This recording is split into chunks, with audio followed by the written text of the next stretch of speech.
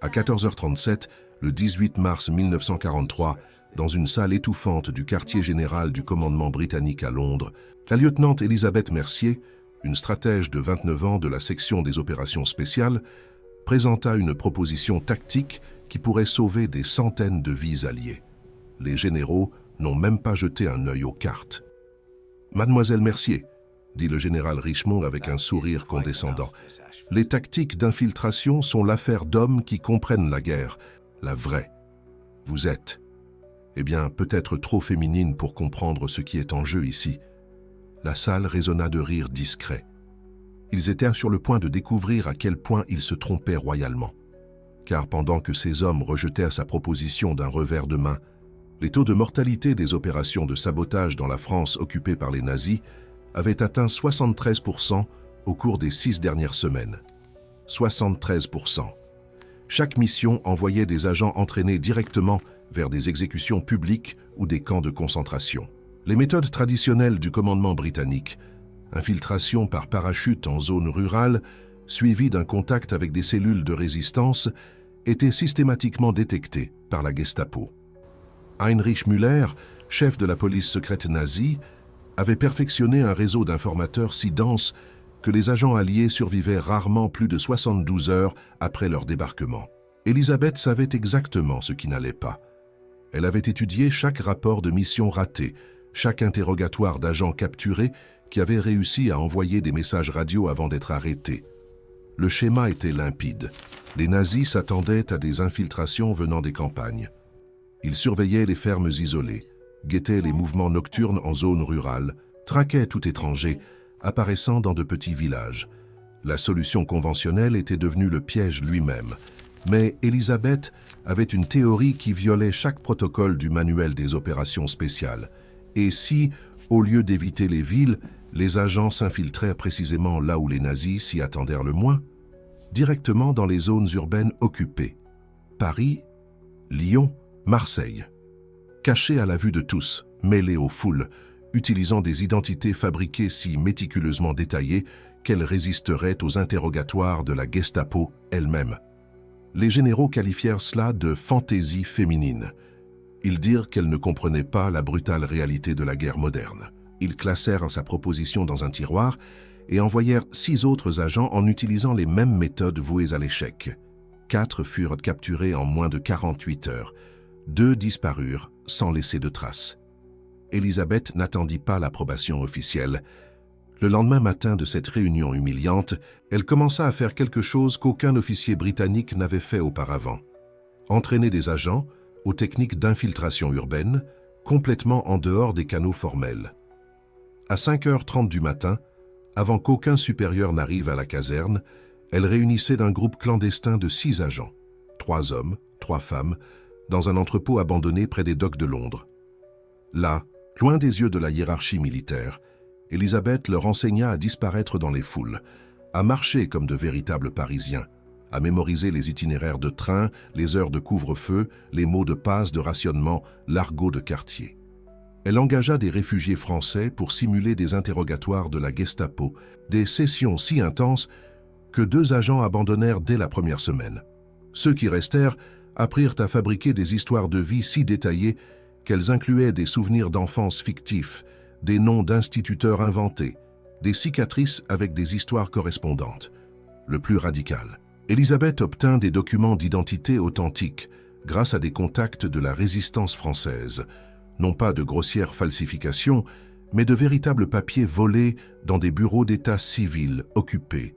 Chaque agent reçut une identité construite sur une personne réelle décédée récemment, mais dont le décès n'avait pas été enregistré en raison du chaos de l'occupation.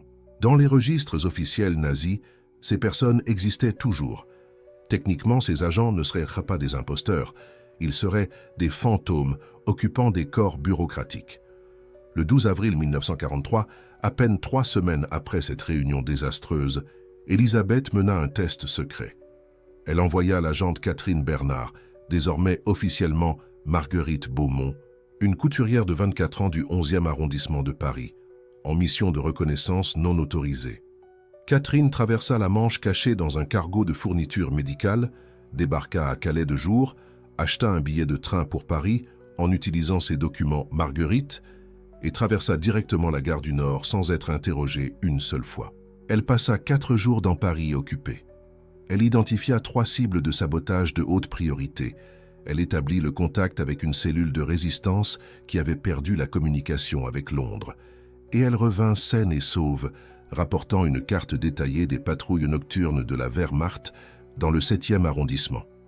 Quand Catherine déposa cette carte sur le bureau d'Elisabeth, toutes deux savaient ce que cela signifiait. L'approche fonctionnait. Elle fonctionnait de manière dévastatrice.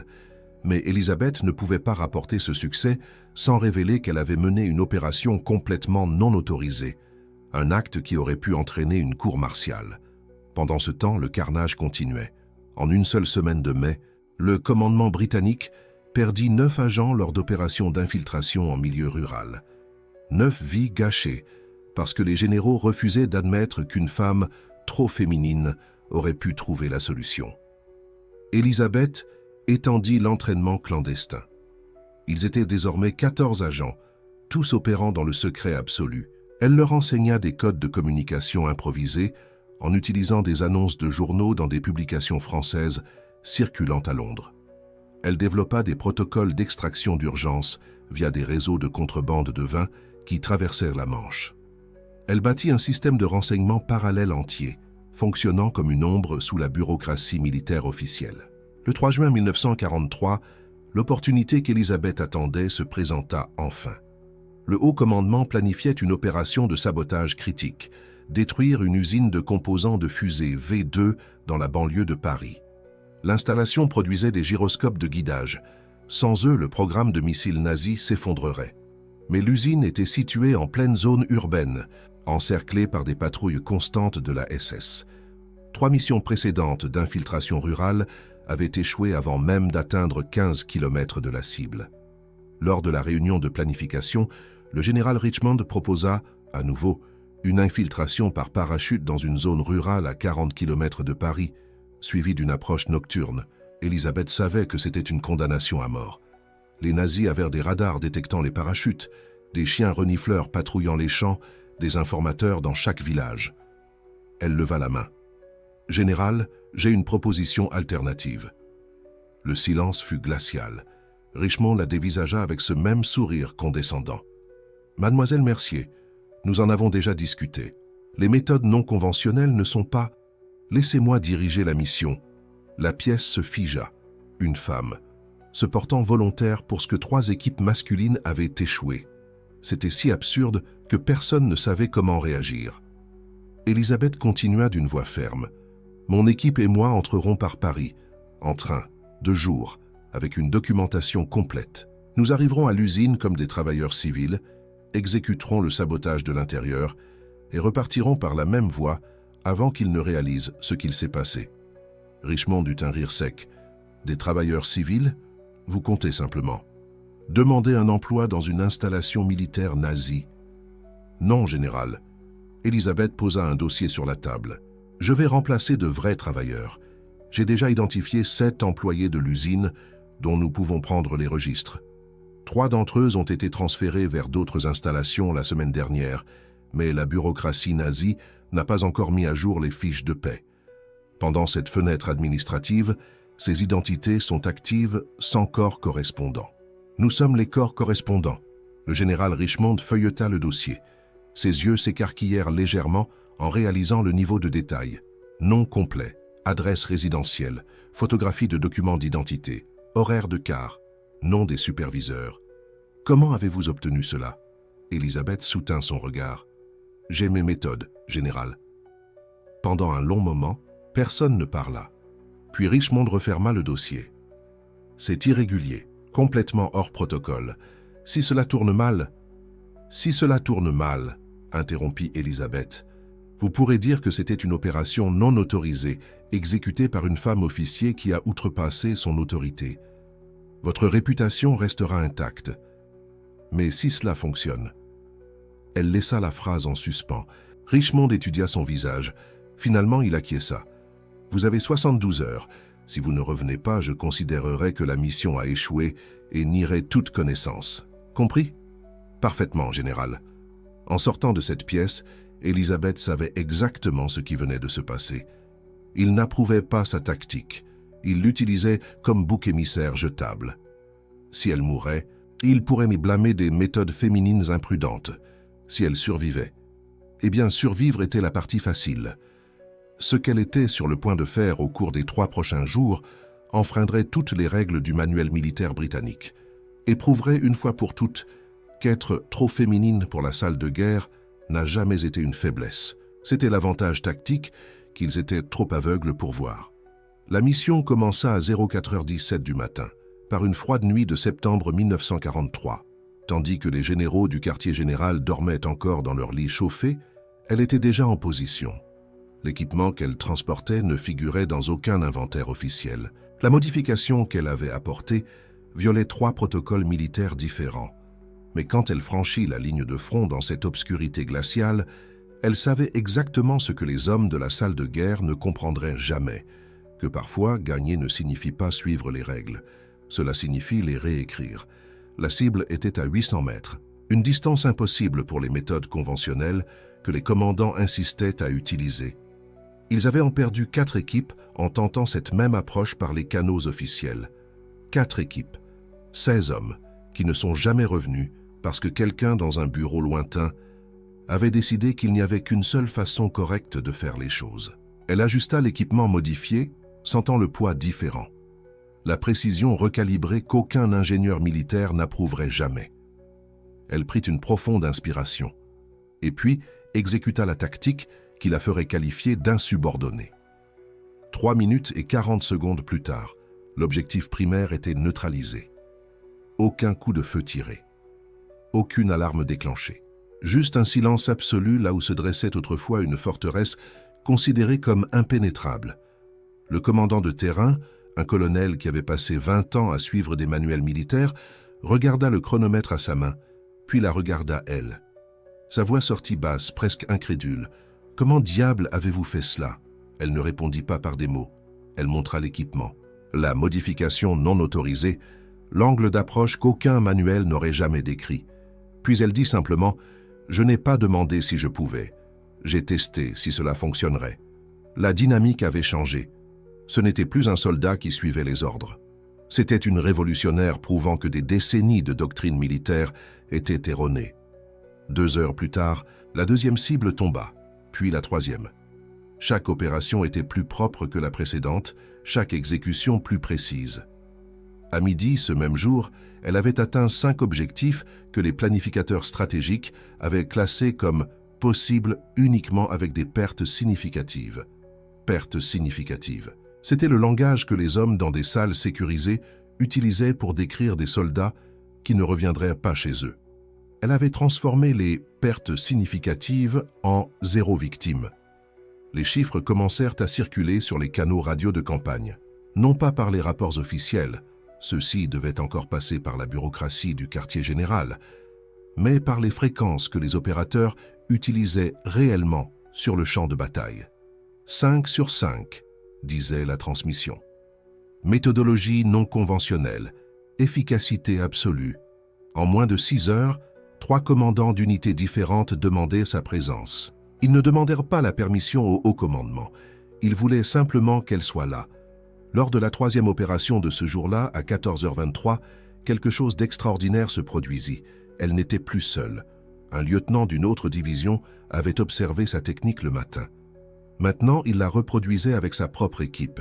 L'équipement modifié, l'angle d'approche interdit, l'exécution qui défiait tous les protocoles approuvés.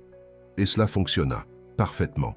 7 objectifs supplémentaires neutralisés avant la tombée de la nuit. 14 au total, en moins de 12 heures.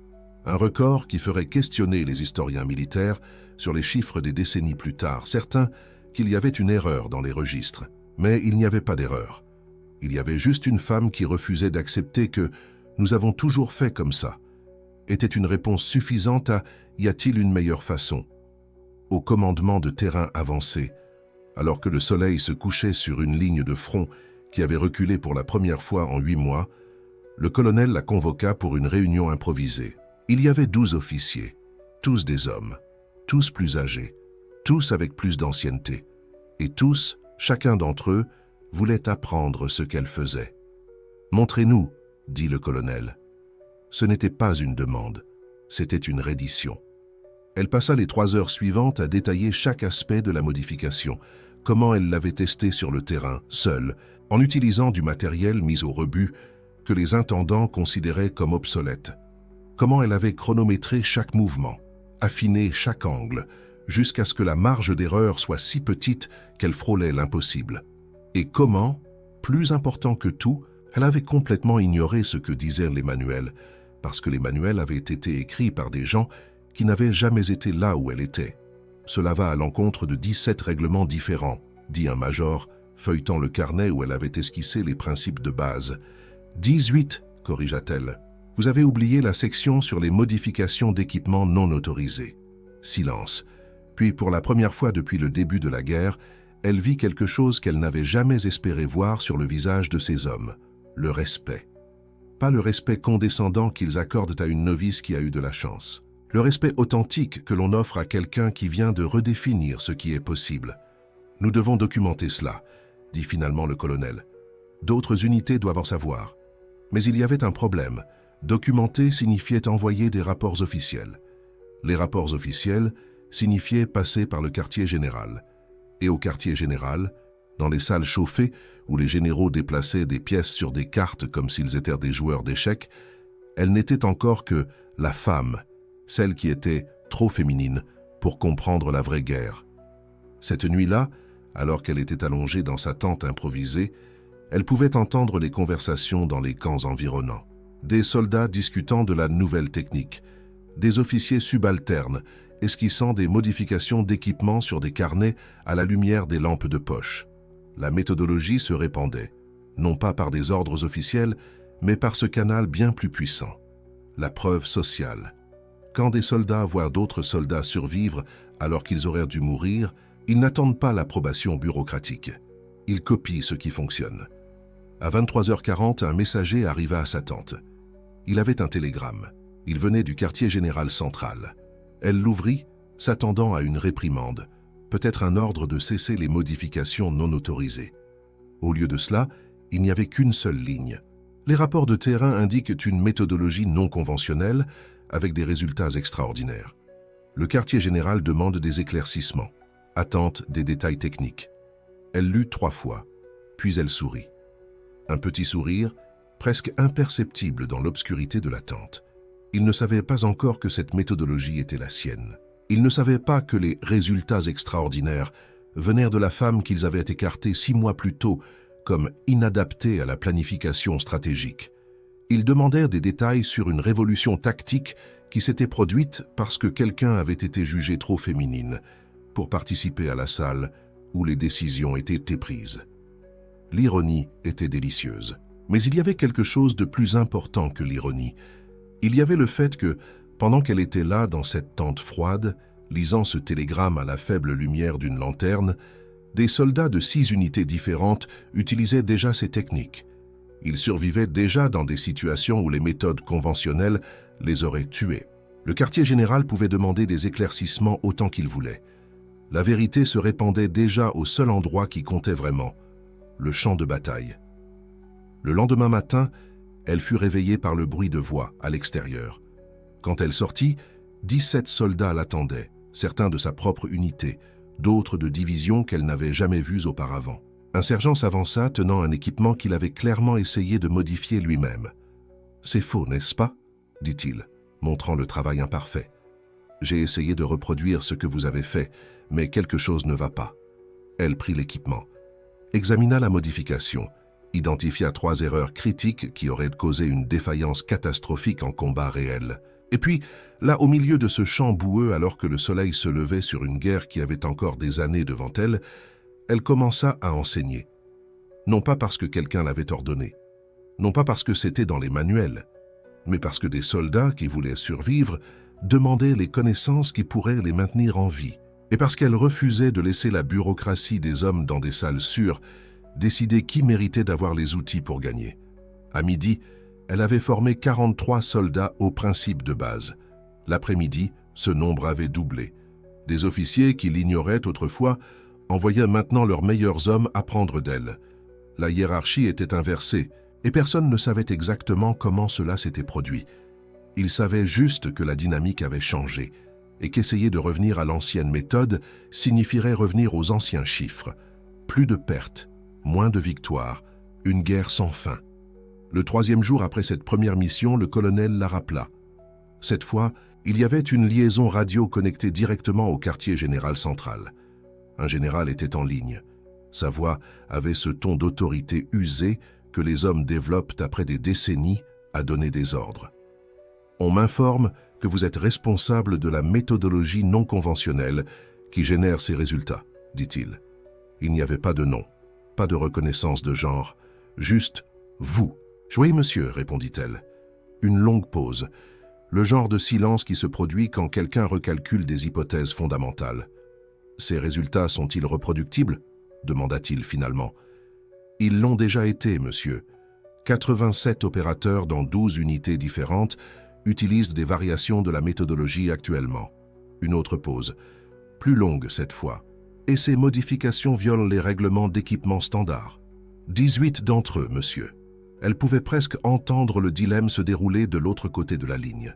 Un général confronté à un choix impossible, suivre les règles qu'il avait toujours suivies ou accepter qu'une femme qu'il avait jugée inadaptée au service stratégique redéfinissait maintenant la façon dont la guerre était menée. « Continuez », dit-il finalement. 2 mots, secs, presque réticents. Mais tout de même, continuez. « Et les règlements, monsieur » demanda-t-elle, non par défi mais par souci de clarté opérationnelle. « Les règlements, dit-il lentement, seront mis à jour si nécessaire. » La communication fut coupée. Le colonel la regarda avec une expression qui mêlait admiration et quelque chose qui ressemblait à de la peur respectueuse. « Vous savez ce qui vient de se passer ?» dit-il. « Un général 3 étoiles vient d'admettre qu'il avait tort. Ça n'arrive pas, ça n'arrive jamais. »« Il ne s'agit pas qu'il ait tort, » répondit-elle calmement. « Il s'agit de soldats qui sont vivants. » Et c'était là la vérité qu'aucune salle de guerre, aucun quartier général, aucun manuel militaire ne pourrait jamais saisir complètement. Qu'au final, la guerre ne consiste pas à suivre des protocoles. Il s'agit de personnes qui rentrent chez elles. Et si cela signifiait briser toutes les règles que des hommes importants avaient écrites dans des livres importants, alors que les règles soient brisées. Parce qu'au front, loin des salles chauffées et des cartes ordonnées, la seule règle qui comptait vraiment était celle-ci. Faites ce qui maintient vos soldats en vie. Et elle avait trouvé la réponse que tout le monde cherchait, là où personne n'avait pensé à regarder. En dehors des règles, au-delà des protocoles, dans le no man's land, entre ce qui était approuvé et ce qui fonctionnait réellement. Le soleil se couchait à nouveau, un jour de plus dans la guerre la plus sanglante que l'humanité ait jamais connue. Mais aujourd'hui, contrairement à hier, 87 soldats utilisaient une méthodologie qui n'existait dans aucun manuel officiel. 87 opérateurs qui étaient en vie parce que quelqu'un avait refusé d'accepter qu'être trop féminine signifiait ne rien avoir à apporter. Et là, au quartier général, dans des salles où elle n'était pas encore autorisée à entrer, des généraux réécrivaient des règlements pour la première fois depuis des décennies. Non pas parce qu'ils le voulaient, mais parce que le champ de bataille avait déjà voté. Et la gagnante était la femme qu'ils avaient dit ne jamais comprendre la guerre vraiment. Mais les généraux ne savaient pas encore tout. Ils ne savaient pas encore que ce qu'ils avaient vu au cours des 72 dernières heures n'était que le début. Que la bataille qui prouverait vraiment la valeur de tout ce qu'elle avait construit était encore à venir. Et que lorsqu'elle arriverait, il n'y aurait plus de place pour le doute, pour la condescendance ou pour le mot trop féminine. La guerre était sur le point d'enseigner sa plus dure leçon, non à l'ennemi, mais aux hommes qui pensaient tout savoir sur la façon de la gagner.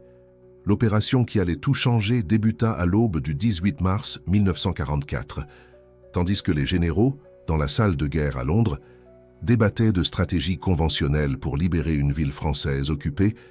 Elle était déjà sur le terrain, à 300 km derrière les lignes ennemies, prête à leur prouver qu'ils avaient tort. L'objectif était clair et mortel, éliminer le commandement allemand de la région avant l'attaque principale des Alliés. Les tentatives précédentes, utilisant des tactiques standardisées, avaient lamentablement échoué. 3 unités masculines d'élite avaient été détectées et anéanties en 2 semaines. Les généraux considéraient la mission impossible sans un bombardement aérien massif, ce qui alerterait tous les Allemands de la région. Elle avait un autre plan. Un plan qui violait chaque règle du manuel militaire. Un plan que la salle de guerre n'aurait jamais approuvé si elle en avait eu connaissance. À 05h17 du matin, son unité mixte de résistants français et d'opérateurs du SOE commença à se déplacer. Non pas en formation militaire traditionnelle, non pas avec l'équipement réglementaire. Ils s'infiltrèrent comme des civils, utilisant les routes du marché noir qu'elle avait cartographiées pendant des semaines, pendant que les généraux discutaient de stratégies conventionnelles. Ce qui se passa ensuite fut dévastateur pour l'ennemi. Tandis que l'approche standard tentait la force frontale, elle s'attaqua à l'infrastructure psychologique. Son équipe ne visait pas seulement le commandement allemand. Ils coupèrent simultanément les communications, répandirent la désinformation grâce à des collaborateurs locaux qu'elle avait retournés et créèrent l'illusion d'un soulèvement massif de la résistance. Les Allemands paniquèrent, exactement comme elle l'avait prédit. À 07h43, le commandant allemand régional envoya la moitié de ses troupes pour réprimer des révoltes qui n'existaient pas dans 3 villages différents. Sa force était divisée, confuse, réagissant à des fantômes. Pendant ce temps, son unité réelle se déplaçait comme de la fumée à travers les lignes désormais fragilisées. Le contraste était saisissant. Au même moment, une unité masculine tentait la même mission 40 km plus au sud en utilisant des tactiques approuvées. Ils furent détectés en 35 minutes. 3 hommes morts. Mission annulée. Un échec de plus pour les registres officiels. Elle menait l'opération la plus complexe de la région sans tirer un seul coup de feu. À 09h15, son équipe atteignit le quartier général allemand, non pas par un assaut frontal, mais par les tunnels d'égout qu'aucun officier de carrière n'aurait envisagé d'utiliser. Salles non documentées et absolument efficaces, elle les avait découverts en parlant aux travailleurs locaux, des personnes que les généraux n'auraient jamais daigné écouter. Ce qui se passa à l'intérieur de ce quartier général en 12 minutes changea le cours de toute la campagne. Des explosifs placés avec une précision chirurgicale, des documents de renseignement capturés, le commandement allemand complètement neutralisé, et la partie la plus brillante. Ils laissèrent de fausses preuves suggérant que l'attaque venait de l'intérieur, d'une cellule de résistance allemande, anti-nazie. La confusion qui en résulta paralysa les forces allemandes dans la région pendant 72 heures critiques. Pendant ce temps, dans la salle de guerre à Londres, les généraux reçurent enfin le rapport. Silence absolu. L'officier de renseignement lut les résultats 3 fois, incapable d'y croire. La mission qu'il considérait impossible sans perte massive avait été accomplie sans une seule victime alliée. Et puis vint la question que personne ne voulait poser. Qui a commandé cette opération? Quand ils le découvrirent, la réaction initiale fut la négation. Impossible. Il devait y avoir une erreur dans les rapports. Une femme n'aurait pas pu coordonner quelque chose de cette ampleur. Les généraux exigèrent une confirmation de multiples sources. Chaque confirmation disait la même chose. Elle a planifié, elle a exécuté, elle a gagné. Le moment qu'ils ne pouvaient plus nier arriva le 22 mars, lorsque l'avance alliée principale traversa la région en un temps record. 0 résistance organisée allemande. Route de ravitaillement intacte. Objectif stratégique déjà sécurisé. Les pertes prévues de 800 hommes furent réduites à 23. Un général de division, le même qu'il avait qualifié de trop féminine 4 mois plus tôt, fut contraint d'inclure ces tactiques dans le briefing opérationnel pour l'ensemble du commandement européen. Il ne mentionna pas son genre dans le rapport, seulement les résultats. Mais les résultats parlèrent plus fort que n'importe quel rapport ne pourrait jamais le faire. En l'espace de 6 semaines, 14 unités différentes demandèrent des transferts pour s'entraîner avec elles. Les officiers de terrain, ceux qui se battaient et mouraient réellement en fonction de ces décisions, comprirent immédiatement. Ils virent au-delà des préjugés et reconnurent un pur génie tactique. La salle de guerre résista. Des comités furent formés. Des protocoles furent cités. Mais la guerre n'attend pas la bureaucratie. En mai 1944, 1 mois avant le jour J, le commandement suprême allié émit une directive silencieuse. Aucune annonce publique, aucune reconnaissance officielle de leur erreur, juste un ordre. Les tactiques d'infiltration basées sur le renseignement civil et la guerre psychologique était autorisé comme méthodologie standard pour les opérations derrière les lignes. Chaque élément était le sien. Chaque principe que les généraux avaient ridiculisé. La méthode qui était trop interdite pour la salle de guerre devint la stratégie standard en son sein. Mais sa véritable victoire allait au-delà des batailles.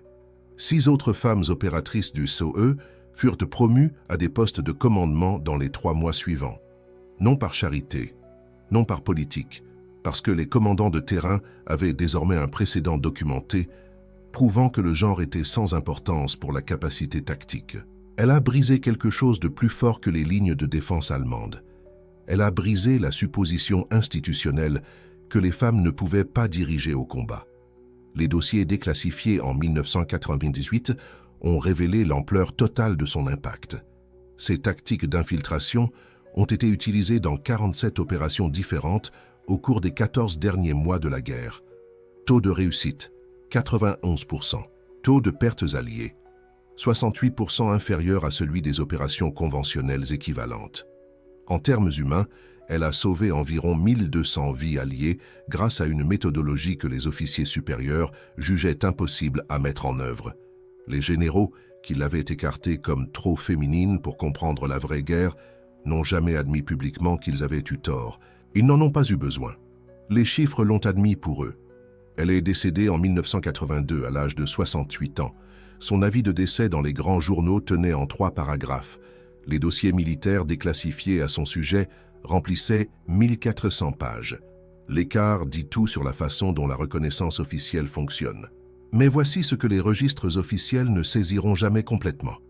Chaque femme qui sert dans des unités de combat aujourd'hui, chaque femme officier qui commande des troupes, chaque stratège prise au sérieux indépendamment de son genre, elles franchissent une porte qu'elle a ouverte avec fracas en 1944 grâce à une compétence pure et indéniable. Elle a prouvé que trop féminine pour la salle de guerre n'était qu'une autre façon de dire trop effrayante pour l'ego masculin fragile. La salle de guerre a finalement dû accepter que la meilleure stratégie venait de quelqu'un qu'il n'aurait jamais laissé entrer par la porte principale. Et c'est peut-être la leçon la plus importante de son histoire. L'innovation ne vient pas de pièces où tout le monde pense de la même manière. Elle vient de perspectives que le système tente d'exclure. Elle vient de personnes qui n'ont pas le droit d'échouer parce qu'on ne leur a jamais permis d'essayer en premier lieu.